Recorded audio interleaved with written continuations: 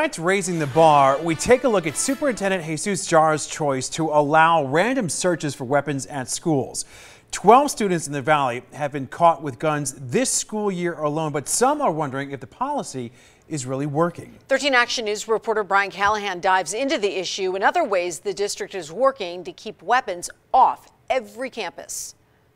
The effort to search schools for weapons may date back to a 1980 Supreme Court decision over cigarettes. This decision right here from 1985 is what one local high school principal uses to keep his campus safe. For us, it'll be normal, simply because we do it so often. Although his school's number hasn't come up in the district's new random search policy, El Dorado High School Principal Dave Wilson is no stranger to weapons on his campus. In his first year at El Dorado in 2015-2016, Wilson's staff confiscated 60 knives alone, but that number has dropped dramatically in his 3 years at the helm. I believe this year I've taken maybe 2. And so when students are aware that you are going to be searching them when it appears that something is wrong. As principal, Wilson uses the Supreme Court's decision in the TLO versus New Jersey case as his guide.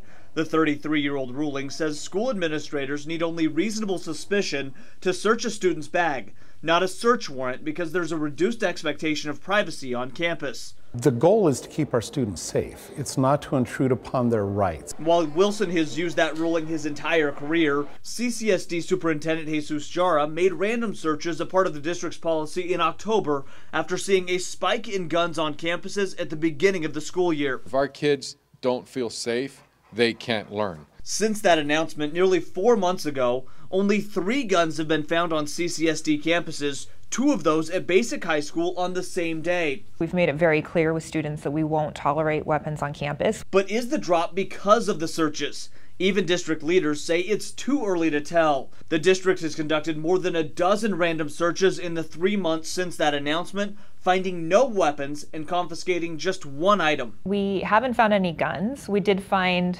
a toy gun that someone had brought because they were in a play and it was a prop in a play. Not finding weapons doesn't mean the searches aren't working. In fact, Principal Wilson says often the potential for a search gets results. All you're doing is sending 2 messages. Number 1, don't even think about bringing a weapon to school.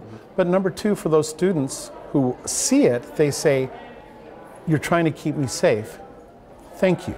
At the same time, Wilson says it's important all schools communicate with students on days when their campuses are selected for the random searches. Give them the why you're doing it, and then students and parents feel safe. Brian Callahan, 13 Action News, Raising the Bar.